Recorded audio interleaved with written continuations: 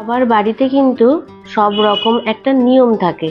সবার নিয়ম কিন্তু কখনো সবার সাথে মিল করানো যায় না। যাই হোক, আমি ছোট ছোট গল্প তোমাদের সাথে শেয়ার করতে থাকবো। হ্যালো ফ্রেন্ডস, আমি সুস্মিতা লিভিং লাইফস্টাইলে সবাইকে স্বাগত জানাই।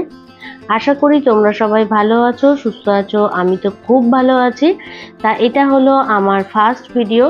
তোমাদের সাথে যেমন পেরেছি সেটাই কিন্তু ভয়েস ওভার দিয়ে করার চেষ্টা করেছি। অবশ্যই জানিও কেমন হয়েছে। এটা হলো লক্ষ্মী পুজোর দিন ভিডিওটা বানিয়েছিলাম। লক্ষ্মী পুজো বলতে দিওয়ালির দিন যে লক্ষ্মী পুজোটা হয়। অ্যাকচুয়ালি সবার বাড়িতে কিন্তু কোজাগরি লক্ষ্মী পুজো হয়, তবে আমার শ্বশুর বাড়িতে দু রকমই লক্ষ্মী পুজো হয়। একটা কোজাগরি লক্ষ্মী পুজো হয় আর একটা দিওয়ালির দিন লক্ষ্মী পুজো হয়। তবে আমরা কিন্তু দুটো লক্ষ্মী পুজোই করে থাকি। তা সেটা আমার শাশুড়ি মা করেছিল বলেই আমি করে থাকি। আর এই যে 14টা প্রদীপ জ্বালানো দেখছো, এটা নিশ্চয়ই সবার বাড়িতে জ্বালানোর একটা নিয়ম আছে।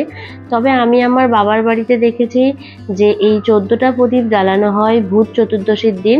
তবে কিন্তু আমার শ্বশুর বাড়িতে জ্বালানো হয় 14টা প্রদীপ দিওয়ালির দিন। যেহেতু আগের দিন আর কোনো রকম ভাবে 14টা প্রদীপ জ্বালানো হয় না, ভূত চতুর্দশীর দিন আমরা মোমবাতি জ্বালিয়ে থাকি। আর বাড়িটাকে দেখো খুব সুন্দর করে আলো দিয়ে সাজিয়েছি যতটা পারা হয়েছে। তোমাদের কেমন লাগছে অবশ্যই কমেন্ট করে জানাবে।